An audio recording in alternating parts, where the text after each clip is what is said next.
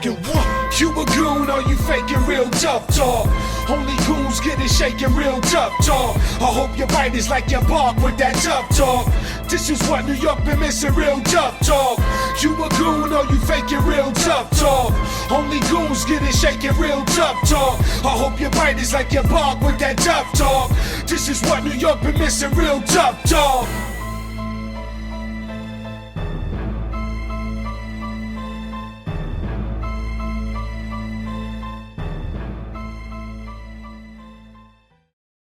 What's going on, people? Stephen J here. Welcome to Real Tough Talk Brooklyn edition. I'm here with Ghost, and we're excited to tell you about the matchups in this next round of the playoffs.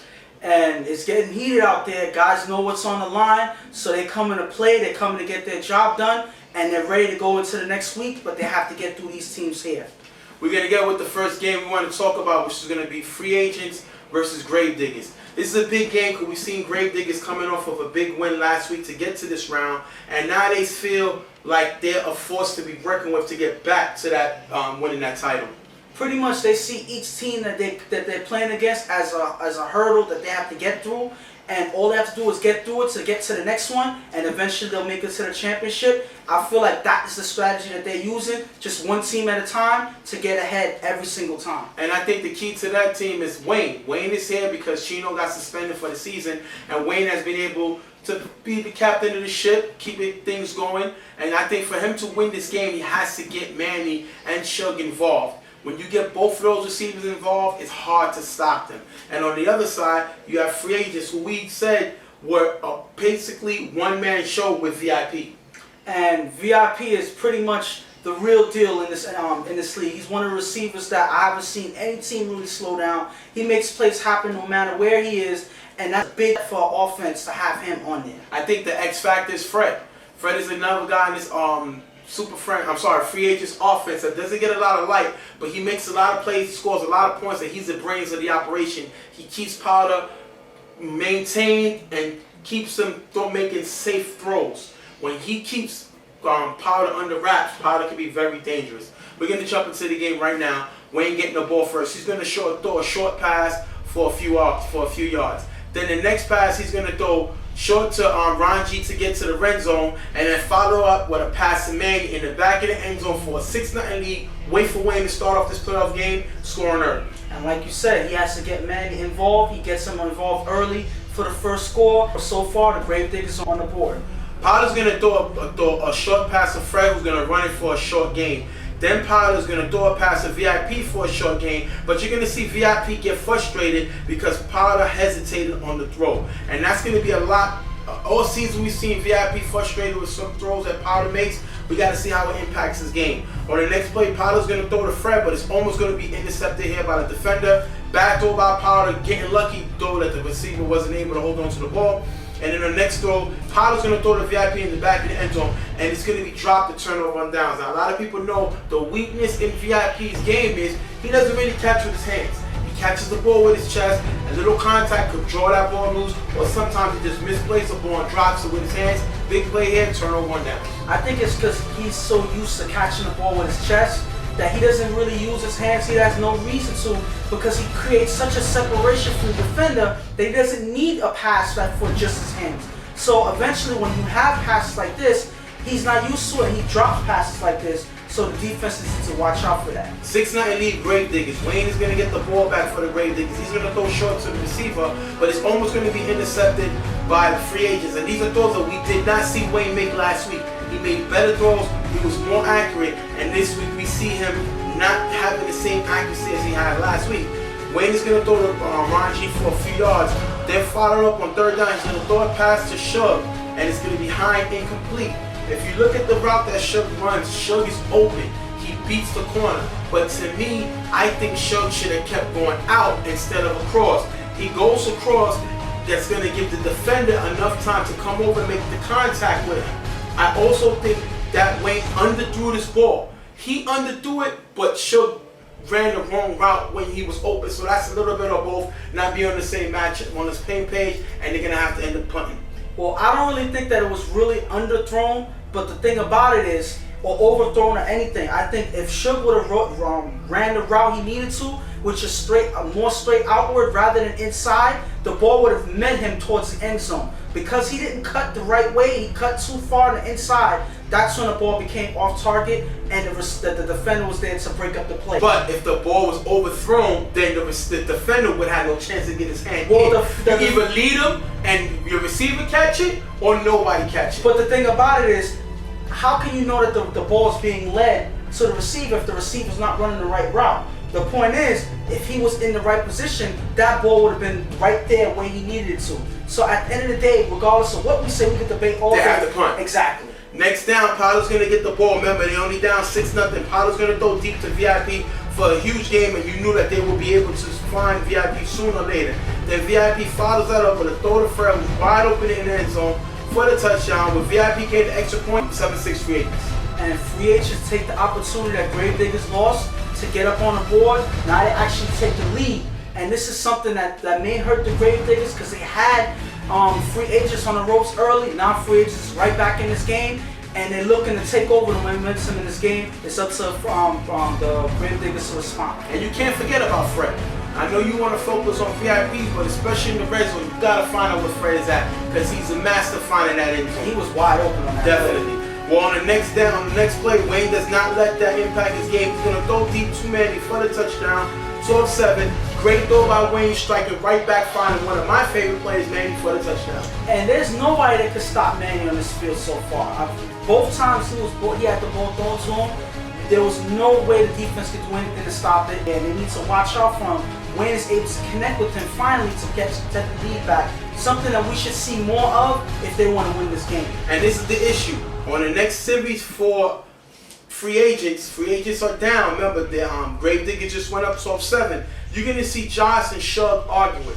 And my issue with this is, these are your captains of your team. This is your coach arguing with the captain about a defensive assignment. Now, Josh wanted a certain thing, which is he's a coach. But Shug wanted a certain thing, he's a captain. But if your coach calls a play, you gotta follow what your coach run, and he didn't do it here, and that's gonna cause an argument, which I think kind of deterred the team from what they really wanted to do. And that just shows that your team is not really on the same page when you have two of your leaders arguing over something that they shouldn't. A play that should have been called, a defense that should have been ran. That's something that you figure out on the sideline before you get on the field. And even if you miscommunicate, you don't get that heated with your own team, and you look and you think that it was two opposite teams. But it's the same guys on the same team. That doesn't look right, and all it does is motivate the opposition to take advantage, and that's something that they don't need right now. Well, Pollard's going to get the ball sitting on his drive. He's going to throw to number 5 for a short game. Then you're going to see Pollard throw to VIP in the back of the end zone, but it's going to be dropped. Once again, we see VIP not having the best hands in the league. He gets open, he makes plays, but he doesn't have the best hands. He's going to drop the ball here in the back of the end zone. Followed up, Paolo's going to come back to VIP and get in the back of the end zone. This time it's going to be out of bounds, turnover on downs, giving the ball back to Gravediggers, and I got to put this on VIP. And all it is when you don't make those catches that you're supposed to make, it hurts your team.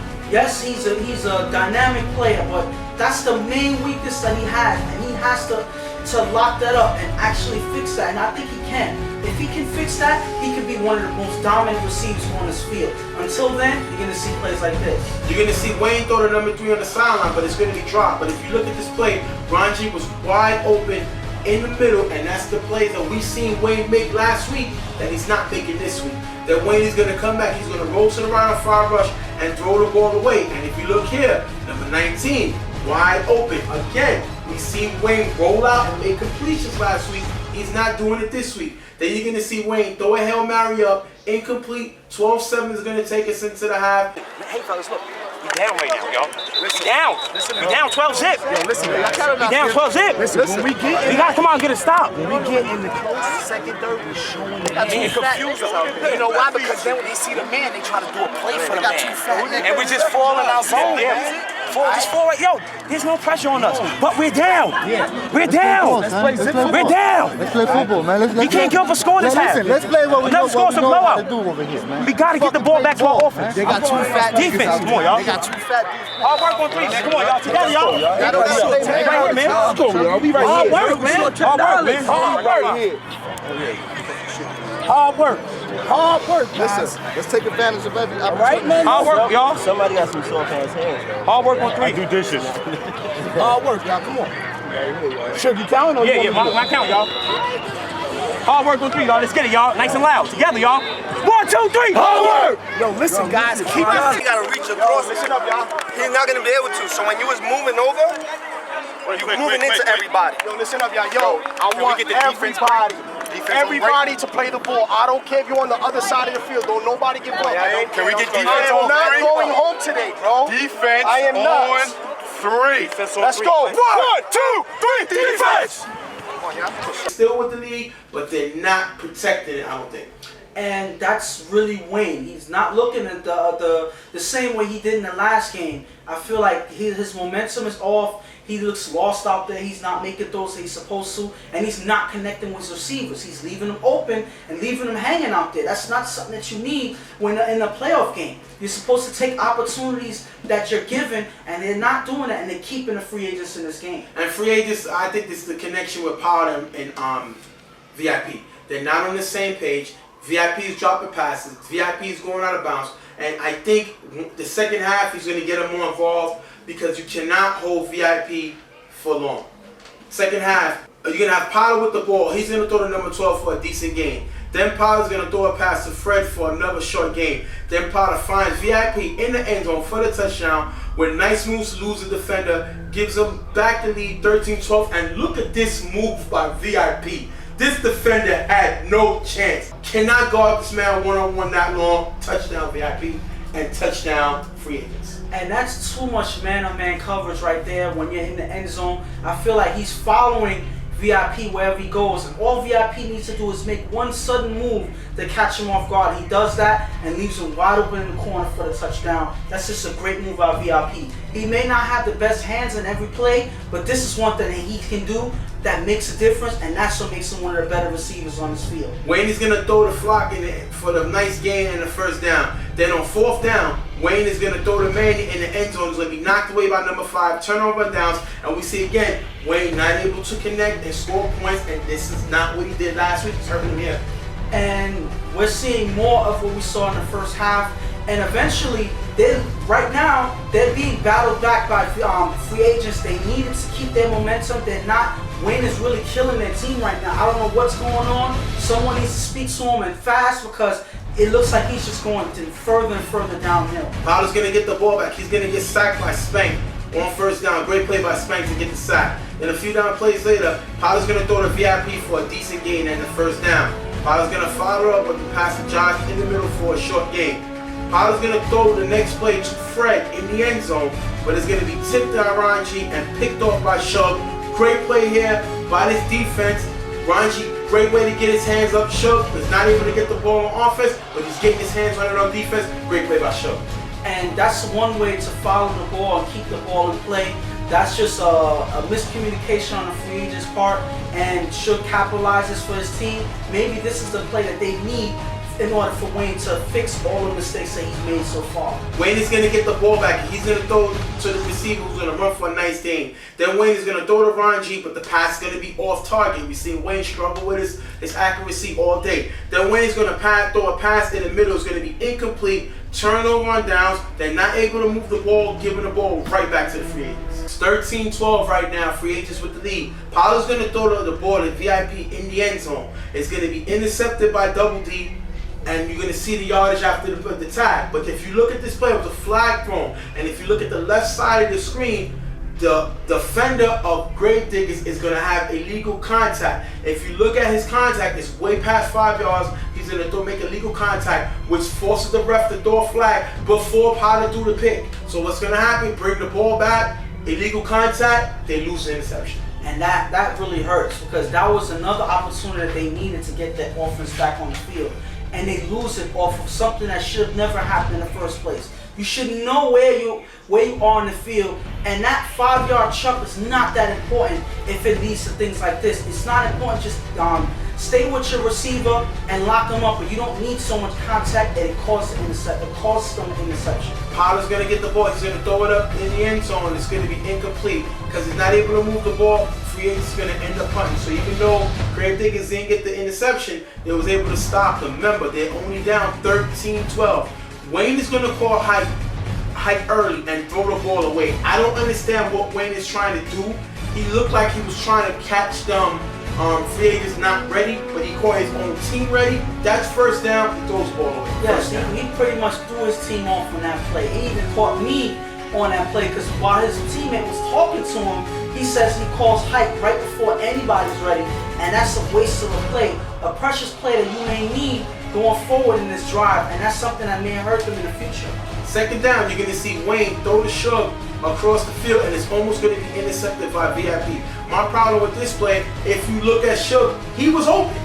He beat the defender, but the ball was thrown late, and I think he had other receivers open. Yes, there was a couple of receivers open on that play if you let the play develop, but I don't know where Wayne was looking. I don't see what he saw, and he ends up making a bad throw. This is not a drive that's looking good. This is supposed to be a drive to help you win the game. And it's not looking like that the way Wayne is playing. And let's freeze in this play, and you can look at what Ghost is going to do. You can look at him and show the players that will open on this drop, on this play. You can't make that mistake. He makes it here. Unfortunately, it's going to hurt them. Third down, Wayne is going to throw the shove. Who's going to run for a decent gain? But it's a short gain. Now, again, this is the mistakes that we seen. He didn't get Shug involved the whole game. Now he finds Shug out the backfield, but this is when he needed more chunks of yards, and he doesn't get it here. And on fourth down 1 point, Wayne is going to end up rolling out, and he's going to end up throwing the ball away, dropping the ball, basically a fumble, ending the game. Free agent's going to come away with the win, 13-12, and Grave-Diggers had the ball, down 1, was not able to score like they did last week. They're going to end their game here. And this, again, is all on Wayne. I don't know what type of, I don't know why he looked the way he looked. He didn't look like he did last week. He looked confused. He looked off of it today.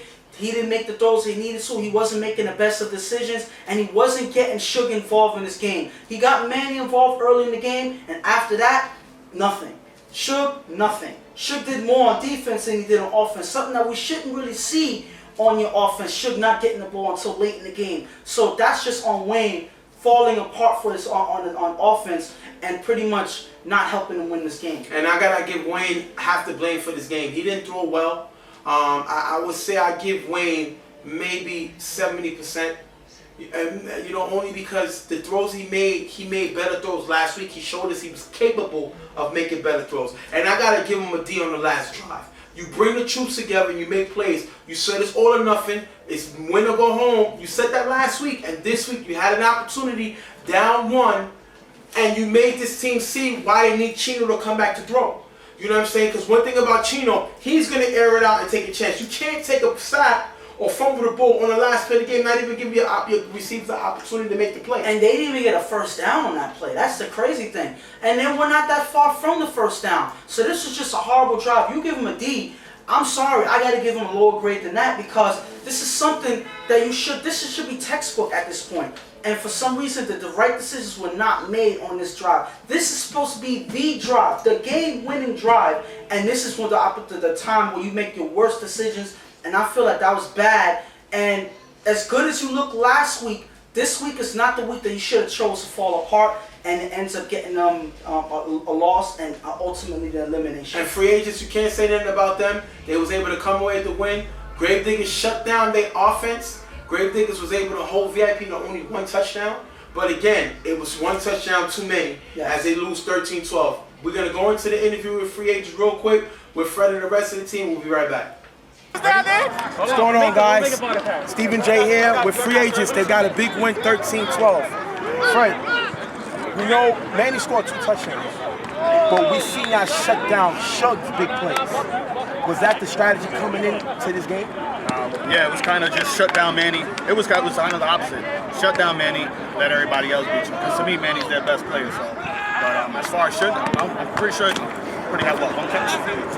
Manny caught the 1 touchdown, which is the guy who I didn't want to score, but it kind of worked out in the end. Potter, what it's like when you have your whole offense on the field, rather than having to look for basically 2 guys, which usually go to Fred and VIP, but when you have your full offense here, how comfortable and relaxed is it make your job?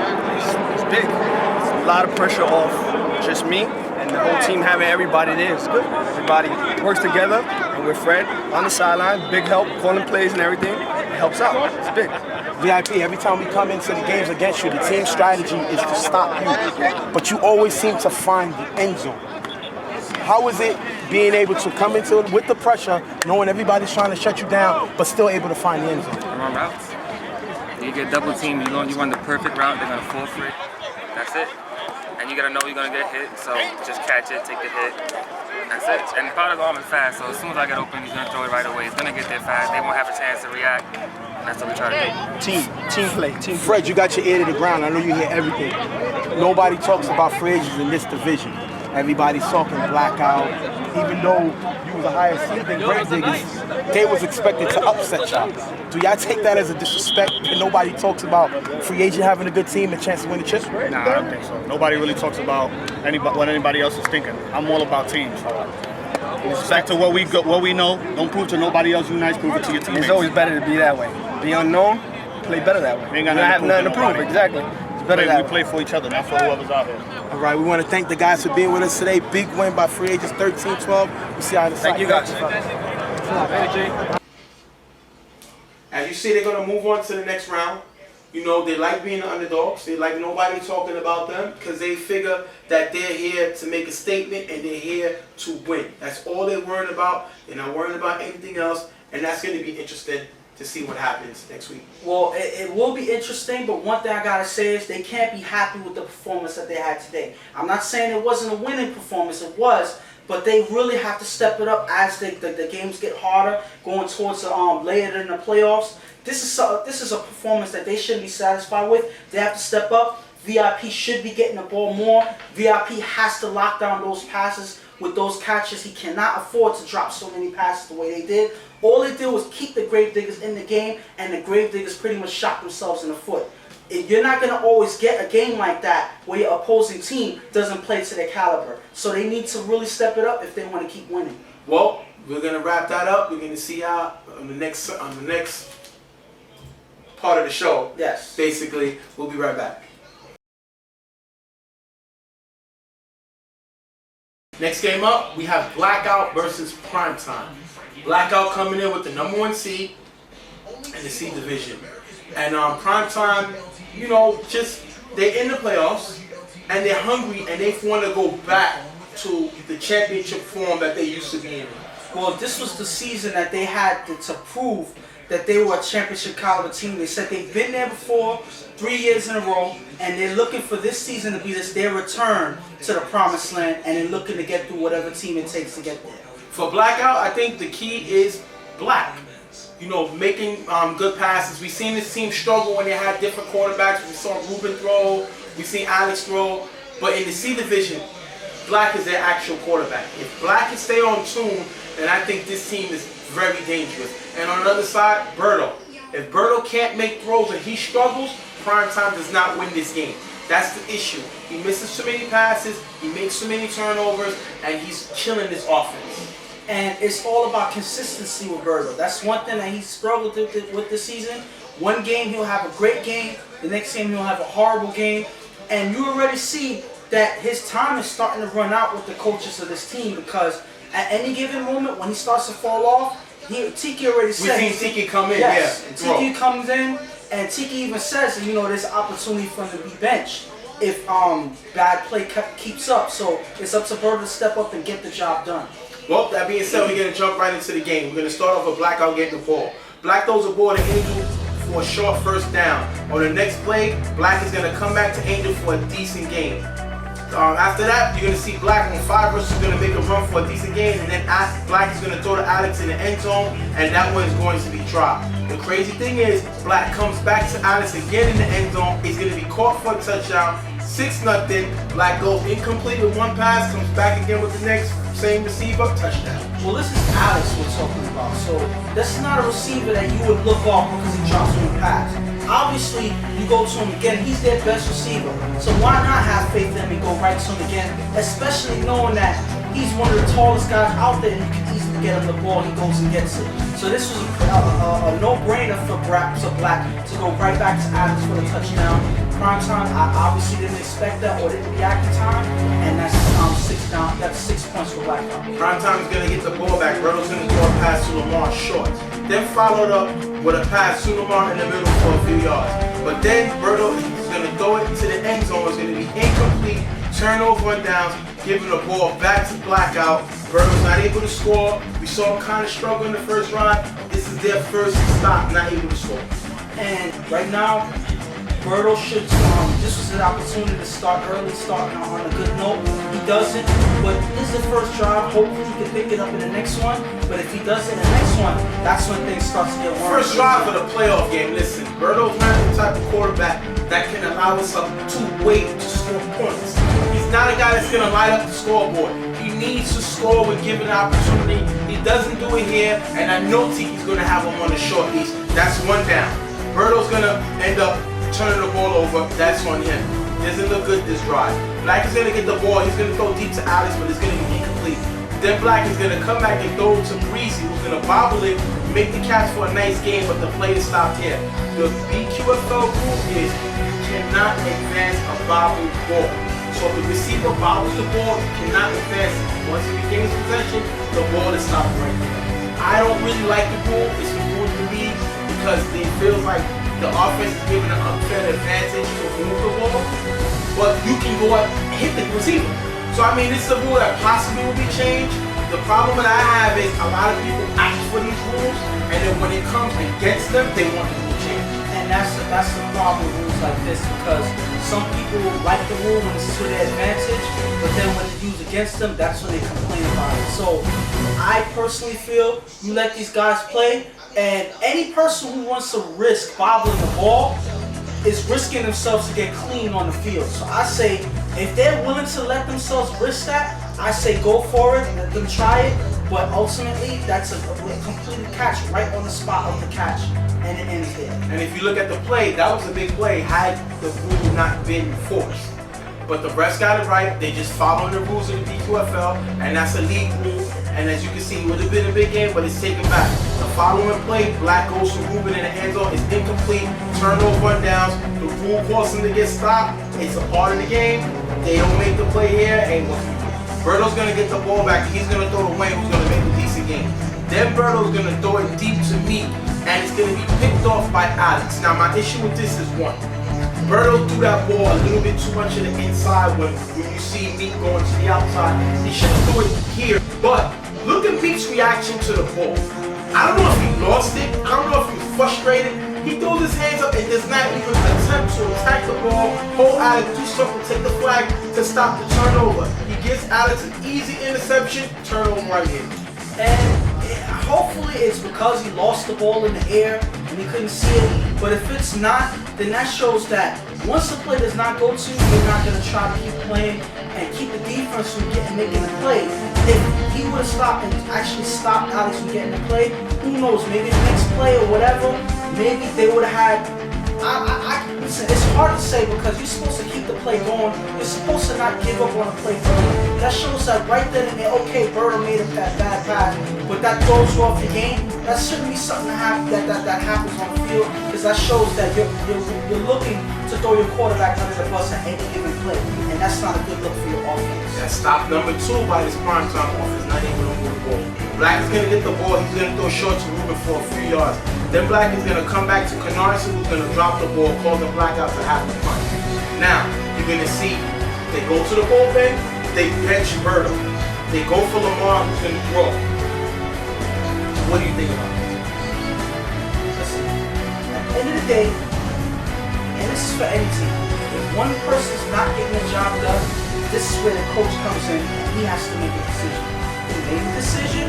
The coach made a decision, they bench Berto, and they go with the next person.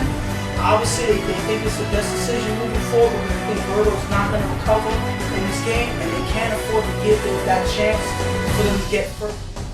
So I understand the decision, but hopefully it's the right one, and it may help them win this game. That's all on the coach. Too little, too late. This is my issue with the decision. Berto didn't throw no different this game than he did in the regular season. So if you're gonna give him a short leash in the playoffs, then give him a short leash during the season. You could have benched him. I seen Tiki come in and throw. You could have benched him already, have a backup plan prepared, and let the next man be ready to start if you have to even start in the playoffs. You can't do this because now you're basically in panic mode. You know what I mean? And no matter how this Lamar does, you already killed Burrow's confidence. And I hope he's not the quarterback coming into next season because it makes no sense. If you already show that you're not gonna, remember they're only down 6-zip. 6-zip. 2 stops, okay, but it's 6-zip. So that means you always had your quarterback on the short leash. Then why wait till now to bench him? Why not bench him in the regular season? And pretty much that just throws your quarterback's morale out the window because that shows that you never really had faith that your quarterback was going to pick it up and win the game for you. Give your quarterback a chance to fix his mistakes. This is the moment when your quarterback shows what he can do and what he can't do. If you win with a quarterback, you should be able to lose with them rather than just wait till the playoffs and change your whole game plan. I think it's a bad look for the team, and I think it's gonna throw their momentum off. And Blackout is the #1 seed. Yes. Okay, Burrow got stopped, but they're #1 seed. It's not like you're playing some chumps in the river or you playing some alley corner street football. These are the #1 seeds, so you gotta know that they're gonna have plans. They got a lot of weapons, and you bench Burrow after the second series because he couldn't score. You should have did this a long time ago if you was gonna do it. I respect it, but I don't respect when you did it. Okay, now Lamar's gonna come in the game. Lamar's gonna throw short to Lamar. He's gonna run for a short game. Then Lamar's gonna throw a low soul short, but it's going to be dropped. Lamar's gonna throw it up into the end zone. It's gonna be incomplete, taking us into the half, 6-0. What did you see from prime time? Absolutely nothing. Pretty much. Burrow couldn't get anything done. Obviously, towards the end of the half, they gave Lamar a chance to see, to pretty much take over the game. He couldn't get anything done. And towards the end of the half. But the only good thing about primetime so far is they kept Blackout to 6 points. And that's a good thing because it's hard to keep Blackout from only scoring more than 6 points. So they're still in this game. Hopefully they can recover the next half and capitalize because right now they haven't gotten anything else done. Blackout was looking for one big spark play. Usually that's to get these guys going. It wasn't the touchdown that had to score, usually something like that. I think the breezy play when the ball was bobbled, had they scored on that drive, it would have brought this team up. I think that really killed the momentum of the team. They don't look like the way that you expect them to look, and Lamar's a guy now. He has to take this team and get them to the next round because Burrow obviously cannot do it. And I hope that they don't come in next season with Burrow throwing because they basically show that they have absolutely no confidence in him. Because this is what you play for. You play to get to the playoffs. He got you to the playoffs. You was okay with it. Now that he's here, you bench him after 2 drops. One of them interception that Meek could have came back and broke the play up. But Tiki's a coach. I'm on the show, so what can I say? We're gonna take us to the next half. Primetime's gonna get the ball with great field position on an onside kick. So now Lamar is going to throw to number 69 for a short game. Then you got to have Lamar pitch the ball to the receiver who's going to make a nice run to the 1-yard line. And then Lamar is going to find Meek in the back of the end zone for the touchdown, put them back up in the game, 7-6, prime time. And maybe the moves with Lamar was a good thing because they're able to score points on the first drive after the half. Maybe that was the jolt that they needed to get their team fired up, showing that everybody's on a short leash, not just the quarterback. Everybody got to get the job done if they want to win and move on. And it looks like this drive is a good one to start them off, put 7 on the board. Let's not have a parade. Blackout went for the onside kick, took a terrible bounce, which got Primetime in a great position. Let's not crown Lamar the next Peyton Manning. I had half of a field. Primetime score what they should have did on half of a field. If you cannot score on half of a field, you shouldn't be in the BQFL. Listen, but at the end of the day, the players that Lamar threw to played their game, they caught their passes. That's a difference because they dropped a couple of passes in this game for Burrow as well. Oh, because but you don't bench Lamar when they drop the passes for him. But when they drop the passes for Burrow, I was just making a point. The point is, they came together and they scored in the second half. Obviously, they still want to win, regardless of what happens with the quarterback position, and you can't blame them for that. They put 7 on the board. Black is going to get the ball. He's going to throw to Angel in the middle for a short gain and a first down. Then you're going to see Black throw the blue for a few yards, and Black is going to come back with a throw to Alex in the back of the end zone on a great diving catch, touchdown, Alex. Doing everything that he has to get the job done. He puts his whole body on the line, flings his whole body towards the ball, and makes a great catch in the back of the end zone. That's a spark for his team. That shows that it's time to win. Alex is their money maker. He makes a play happen, and it's time for everybody else to step up as well. And that's a great catch. He got the elbow down, and the official rule is to complete a catch, a player must get 2 feet or some type of body part other than the hand. And you see his knee was down, and he got his elbow down. That's a great play. It's hard to see the line, but we went by the ref's call, and it looked like he was in the end zone for the touchdown. That could be a certain call. That could have went either way. We don't have challenges. Hopefully we get challenges in the next round.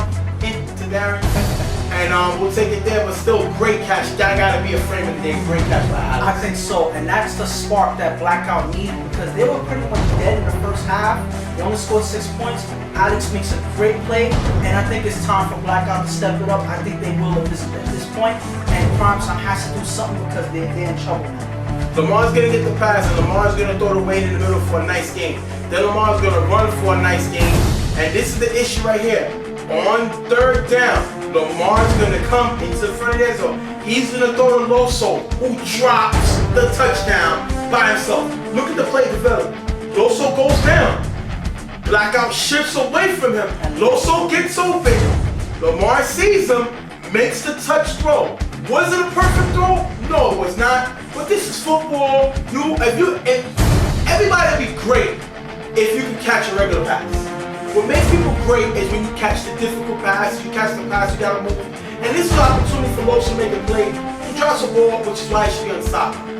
This is money time. This is game time. You got your backup quarterback in. Makes a good throw. Loso drops this, but I don't see them benching Lamar. Like when they dropped it for Virgo.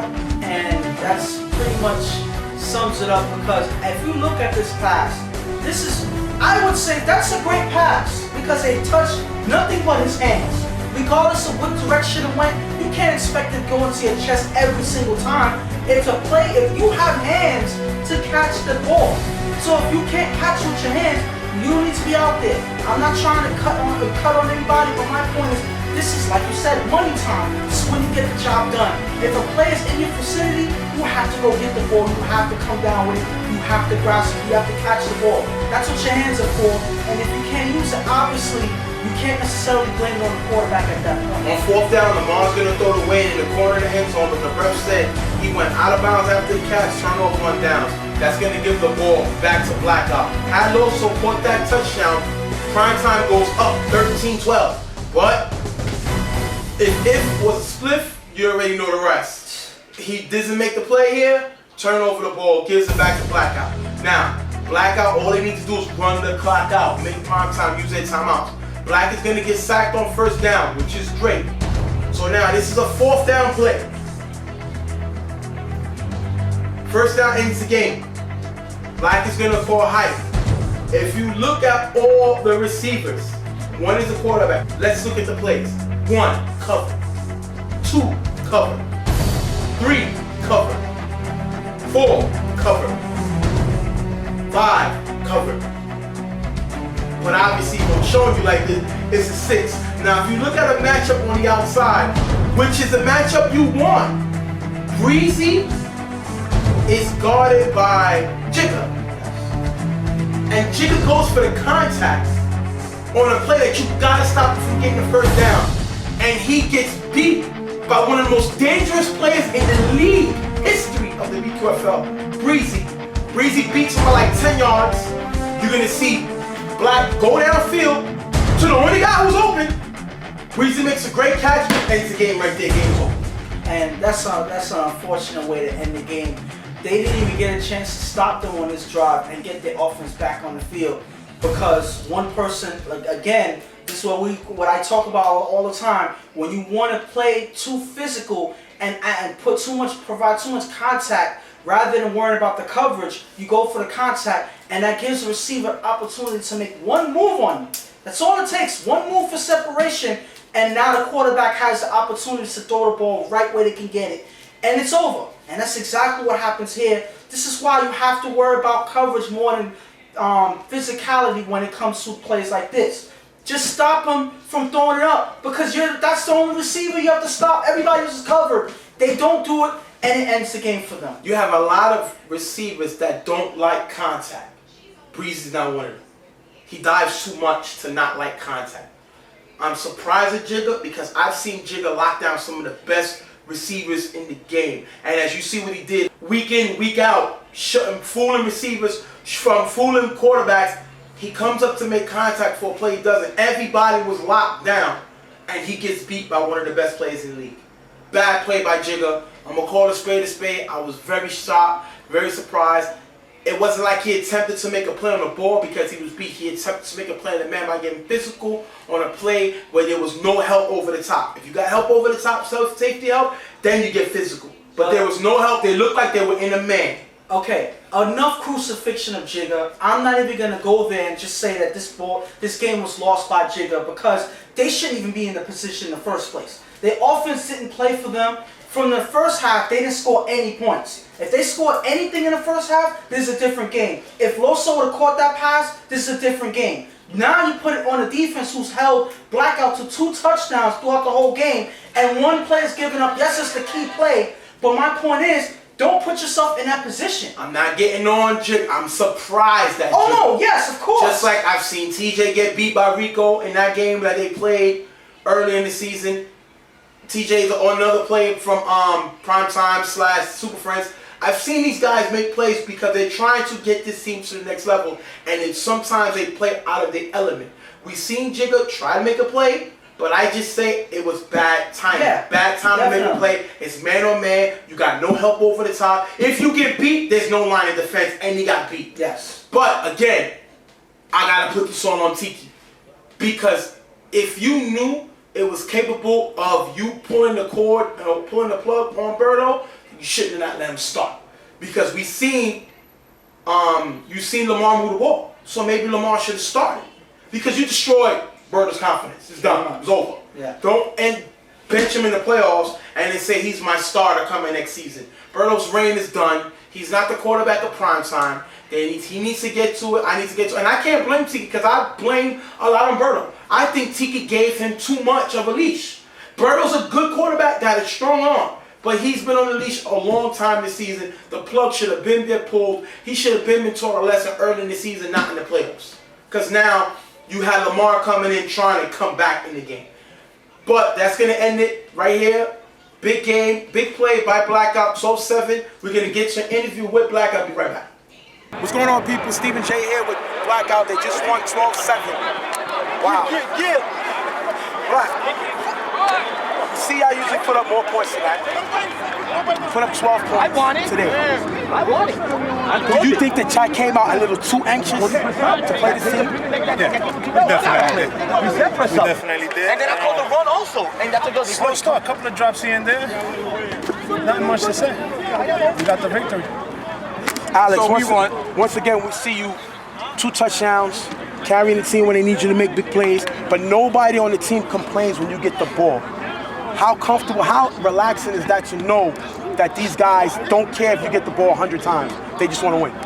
That's very relaxing. I just come out, I play, I don't got to worry about the talking. On offense, defense is a different story, but on offense, I just come out and play 100% for my brothers. They got my back, I got theirs. They in tracks, I'm there. They pick me up when I'm down, I pick them up when I'm down. We got one goal. Everybody here, we got one goal, and that's that chip. Breezy, if this was the NFL, they would say you signed a big contract to come to this team.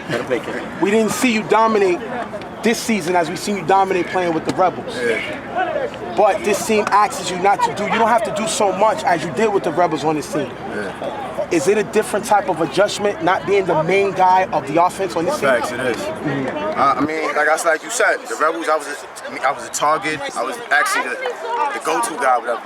But now I'm home now, got a lot of targets, so this is where I'm at. Yo, wait. To answer that for you, Jay, who caught the last catch right now? I was about to get to that. Now, It's the go-to. those are the plays that they picked you up for. Yeah. Last down, That's not what we picked. man on man. What did you see? Take me through that play. I was open. I said, yo, Black, stop and go. That's it. Throw it up. I missed the play over there, so I had to make that up. That's what it was. Black, game on the line. What made you confident to know? Because once we seen Breezy take this up, your eyes lit up. You ready to and you get let put it on go. the spot? Go ahead. How long you know me? Where I'm going with the ball. No matter what situation. Hey, everybody knows they can't stop it. Last question, Lou. You put a target on your team's back. It's not a target. By saying nobody's beating y'all, but we see you winning. No. Let me clarify. For all y'all teams out there, every team is beatable. Y'all just can't fuck with us. Understand that. This family, we not a team. Y'all niggas is teams. Y'all bunch of dudes together. We're brothers together as a fucking family. We do this with us. Homegrown. We made us. We made us. Since day what? Since day fucking one. Blackout, nigga. We want to thank Blackout for being here with us. Thank you, fellas. Big win. We sell in the sight, guys. Thanks, guys. Great interview. We got a little passionate on the Blackout game versus Prime Time. We got a little more into it, but I think it's all necessary because we're here to show the mistakes. We're here to show the great plays, and this is a game that Prime Time could have upset Blackout. If you told me that Prime Time held their defense, held Blackout to 6 points in the first half, I say Prime Time win that game. And the funny thing is, this is the same team, and we were talking about having a horrible defense early in the season. A team that had a defense that couldn't hold anybody. And they held Blackout to 2 touchdowns. That's an accomplishment right there, and your offense couldn't take them over the top. That's unfortunate. When we also talked about the opposite of the offense, we also talked about the offense being great at putting points up, but their defense coming up short. Now it's the opposite. The defense getting the job done and holding it for the offense, and the offense comes up short. Why wait till the playoffs for this to happen? It's unfortunate for them, but this is a lesson learned for them, and they go home. That being said, we're going to wrap up this game. Blackout moves on. They win this game 12-7.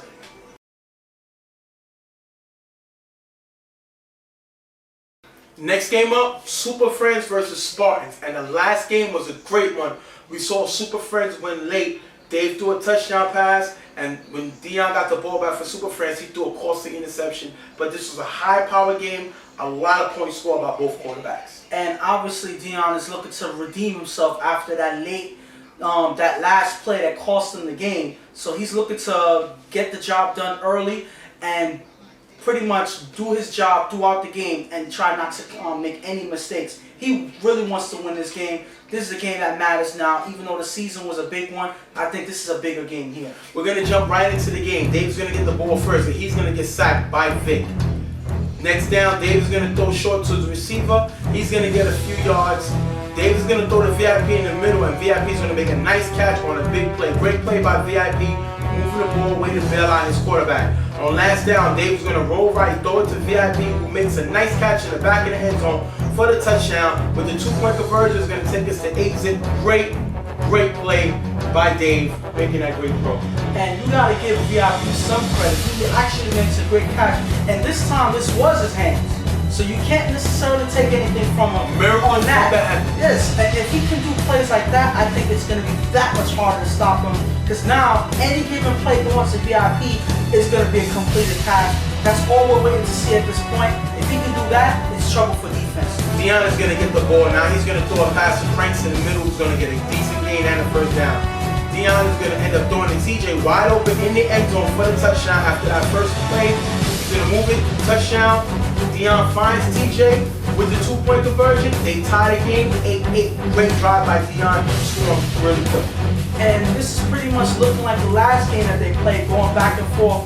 At the first time, it was Dion going deep for the quick touchdown. This drive is Dion driving down, taking his time, and making things happen in a different way, but he still puts up points and is still battling back with the Spartans. Dave is going to get the ball. He's going to throw deep to Chris, but the ball is going to be dropped. Then you're going to see Dave come back deep to VIP, and that's going to be knocked away by Prince. Then you're going to see Dave again throw deep to VIP. That one is going to be knocked away. Then Dave's going to throw short to Beaver for a short game, and then toss up the Hail Mary for an incomplete pass, turnover down. What the hell is Dave doing? This is not his game. He goes down the field 3 straight plays. That is not his game. It looks like, this doesn't look like the Dave that played the first game. And I don't know what's gotten into him, because Dave is not a person that just goes downfield at every single play and targeting one play. It's like he's zoned in on VIP at this point, and is forcing passes, something that you're not used to. He's not chopping up the field the way he should, and that leads to this turnover here. This is not looking good. Hopefully this doesn't happen again, because they're not getting anywhere with that. Dion is going to get the ball back, and he's going to come back again deep to Pranks for the touchdown. 14-8. Great throw by Dion, coming right back on the field, scoring right away. Great credit by Dion, 14-8. And again, Super Friends capitalized at this point. The Spartans wasn't able to score. Dion is looking good. He's getting the job done. He took this opportunity to take his team into the lead in this game. He's doing his job. Hopefully he keeps us up. If they do, there's a definite win for Super Friends. And Dion is outplaying Dave. You know, he definitely felt it disrespectful that Dave, we talked all about Dave. We said Dion made a mistake, and we forgot about the touchdown that he threw early in the game last time they played. This time he's trying to play mistake-free football, and he's doing it right now, 14-8. Dave gets the ball back. He's going to throw short to watch me. He's going to shake the defender and get a decent game. Then you're going to see Dave throw it up to VIP in the end zone. It's going to be incomplete and almost intercepted by Jacob. And like I said, once again, this is not Dave's game, but he's still trying to do it. I don't know what's going on. Dave is going to again go deep to Chris again, and that play is going to be broken up by Jacob. You're going to see Dave toss it up in the end zone, incomplete, turnover, one down, giving the ball right back to prime time. Two shooters between Dave with the ball, back to back, get stopped. I don't know what's wrong with this. And like I just said before, he's not chopping up the field. He's really forcing it to VIP at this point. Like that's the only receiver that's there. It looks like Dave is just looking for VIP to make a play for him to get them moving, but I don't see it happening because they're following VIP. They're watching him in this game. They know what happened in the last game. VIP killed him that game. So they're gonna watch him every single down. They're doing that. They're knocking away passes, and Dave is clearly still forcing it to him. Something that's not gonna work at this point. And when they're not scoring, Super Friends are. So I don't know what he's trying to do here, but he's not looking good. He's throwing the ball, giving it right back. Dion is going to get the ball. He's going to throw it on the sideline for the first down. Then you're going to see Dion roll to his left, throw deep. The pass is going to be tipped and caught by Show for the touchdown, 22-8. Take us into the halftime. Great play here. Gets the ball downfield. Makes a great play. Had nothing to lose. It was tipped, caught, touchdown. And this is pretty much the Super Friends game. It seems like now everything is working out for them. Dion throws a play in the end zone. The Spartans could have capitalized with getting an interception. They don't. They drop the ball, and Show is there to catch it for the touchdown. Even plays that shouldn't work for Super Friends is working for them, and they're looking good with a 22-8 lead. And I blame Dave. It's the worst I've ever seen him play. It's the worst I've seen him get out of his element, and he's disrespecting the Super Friends team, thinking, oh, Deonna's going to make a mistake later on in the game, so I can do what I want now because I'm always going to have the opportunity to catch up. No, Dave. You are too smart to do that. Very disappointed. 8 points in the first half. He got stopped twice. Unbelievable. 3 possessions. He went 1 for 3. I'm not liking it. I don't like this Dave. And this is not the Dave that's going to win the championship. This is not championship Dave at this point. And championship Dave needs to come back in this next half. Otherwise, they're going to be going home. Second half, we're going to see Dion get the ball. He's going to throw deep, and it's going to be incomplete. Then you're going to see Dion throw to receiver. He's going to be knocked away by Ace. A great play by Ace of finally sending his name in the first half and the second half. Super Friends going to have to punt. Dave's going to get the ball back, and he's going to throw the Beaver for a few yards. Follow with Dave throwing the Beaver for a decent gain. Not even with the ball. That's the first down. Dave is going to throw the Watchman. He's going to make a nice catch at the 5-yard line. Then Dave rolls to his right, throws at VIP in the end zone. It's going to be flagged for holding, no touchdown. Big play by the defense. Holding Dave because of the, holding Dave for not scoring because of the penalty on the defense. Dave is going to end up finding beef in the corner of the end zone for the touchdown, 22-14. Dave was not frozen by the flag. It didn't matter which way it was going. He knew he had to score on his drive, and he's going to score here, 22-14. This is the Dave that we all know. And this is the Dave that they need to see throughout this whole game. This is the Dave that they missed because we drove down the field, we cut up the field, we found his receivers in short passes here and there, and he drops to the end zone, and it looks like something that they've been doing all game. This is something else they should have been doing from the get-go. Those throwing deep shouldn't have happened. Keep it like this, and you have a chance in this game. Spartans are going to go onside. You're going to see Wayne here touching the ball, and he's going to come out, recovered by Chris of the Spartans, giving the ball back to the Spartans. and they're only down 8. And one thing I can say, Dave, he's the best onside kicker thrower in BQFL, UFL, BQFL, UFL, BFL, Church League, any league that has onside kick. David is the best in the game. Dave makes a play here, gives the ball back. Dave is gonna get the ball. He's gonna throw a few to VIP for a few yards. Then Dave is gonna throw the ace in the corner, but he's gonna be picked off by Jigga, who's gonna run it all the way back for the touchdown, 28-14. And if you look at this play, Dave got set up. Jigga played him, played 2 positions, waited for Dave to make the throw, jumped the route, and got the interception. This is the Jigga that I remember and I've seen win big championships for his team. This is not the Jigga that made that mess up against Blackout with Breezy. This one, he plays his style, his game, gets his pick, and takes it back to his end zone for the touchdown, 28-14. And that's just like I said before. He was in that last play you talked about, that was too much physical play, not enough coverage. This one, straight coverage, QB spy watching Dave and his every move, watching what he's looking at, and he sets up Dave to throw that pass thinking that his receiver's open, and he takes it from him. That's coverage that you need. That's the type of play that they needed in that last play, and it is the type of play that he's showing to help his team win a playoff game. Now you're going to see Spartans down 28-14. Dave is going to throw to Chris in the middle, who's going to run for a big play. Then you're going to see Dave find Chris again in the front of the end zone for the touchdown, 28-20. Great touchdown by Dave. Maybe a little too late, but I don't think so. Touchdown. They're still alive in this game. They can come back if they make a stop on their defense. But he's finally getting the job done. I can't count him out yet. He actually has it in this game. Dion is going to get the ball back. Remember, he's only up 28-20. He's going to roll it right and take a sack by Nuji on first down. Then Dion is going to pitch the Franks, who's going to run for 3 yards to kill the clock. But the Super Friends are going to end up giving the ball back to the Spartans.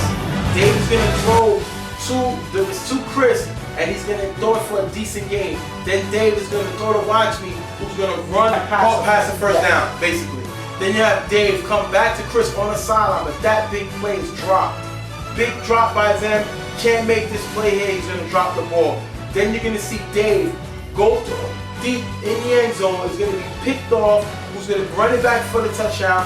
I think it's Jack. He's going to get the interception, run it back for a touchdown, ending the game 34-20. I think it's Jack. I'm going to get the name right next week, but at the end of the day, he got the interception, 34-20. Super Friends going to move on after losing the Spartans in the regular season. And that's pretty much Dave doing a little too much too late. Dave was not looking like himself in the first half. He started off slow, looking out of his element and doing stuff that you're not used to seeing him do. And I think that's what got them in the hole, and it was too much to come back from at the end of the game. Definitely, I'm disappointed with Dave's game. We heard at halftime, Ace is talking to the team, telling the team to step up, but it wasn't the team. It was definitely Dave not looking like the Dave that we all know and love. Definitely not looking like Dave that played the first game that destroyed this team. Bad game by Dave. I don't think he actually cost the team because Dion looked like he was able to do whatever he wanted, but he has to be a lot of the blame. Usually you see Dave battling with him. The last game, it was back and forth, back and forth. Dave was able to get his team down the field at will. At this one, it seems like he was forcing a lot of plays. That's not the same type of confident play that you normally see from Dave, chopping up the field and putting points up at any given moment. It looked like he was forcing too many things to VIP, and he wasn't spreading the ball out. He wasn't, taking his time. It looked like he was in a rush. I don't know what was going on, but it didn't help them in the game, and it ultimately cost them the game. We're going to get to our interview with Super Friends. We're going to be right back. But this not, before you take the picture, it's not for the seat game, because I don't know what the fuck you did in the seat game. What's going on, people? Here with Super Friends with a big win over the Spartans, 34-19. I'm going to start with you, Dion. Last game, it was a shootout. We saw you throw an interception right at the last play of the game to lose the game. It seems like you forgot all about that game coming into today. How was you able to forget all about that game that happened? It's not me versus 7. My defense has 3 stops. We ain't gonna lose. I don't care who we play. From any team in this league, it don't matter who we play. So 3 stops, game over. That's it. Last game we seen in the shootout, we seen Dave play at a high level. Today we see him was not accurate on his passes, and we seen you set him up for that bait play that you picked that play off. Tell me, what did you see during that play? Not for nothing. The last time we played again, the whole defense wasn't here. But look at the track record. In the playoffs, we own Dave, all right? We got him in the pocket right here. That's where Dave at, in the pocket. Fuck that nigga Black. I'm just happy to be here, all right? TJ, I'm gonna pay off what he said. Yes. How is it more confident to know that the whole Spartans is here when you play the Spartans playoff game? You look different when your whole team is here. Nah, there's no excuses. Whoever was here supposed to play the game that we were supposed to play. They just had a better game. We changed up. We ain't give them all our defenses last game. That's what it was. We changed it up. We made adjustments, and the result speaks for itself. Right, we're gonna thank Super Friends for being with us. Big win, 34-19. Good luck, rest of the season. We coming, bro. We coming. All right, let's go. Great interview. They're ready for the next round, and it only gets harder. It only gets harder, and you got to congratulate them. You know, we killed Dion last week about the plays that he made. But he looked great. He looked great this game. Yes. You know, didn't make stupid throws. Definitely helped his team win this game. That being said, we're gonna pretty much wrap up the show. First, we're gonna give you the frames of the game. First one has to be VIP move in the end zone. The first game with free agents. Great move here. Beats the receiver. I don't know where the defender was going. He goes back to the other side. Great play. That gotta be a frame of the game. And you're very critical about him with his hands, but this is one thing that makes him one of the best receivers in the league. The way he can move on a dime and catch defenders. And get himself open. That's one thing that he does that's better than most receivers in this league. The next play of the game will have to be with Blackout's game. Great play by Alex. If you can see, we know he's good at jumping up, but now we see him move to the side, left, right, whatever it takes. We see him go to the ground this season, and we see him go to the ground here. Great play by Alex, diving and make this great catch. That was very impressive play.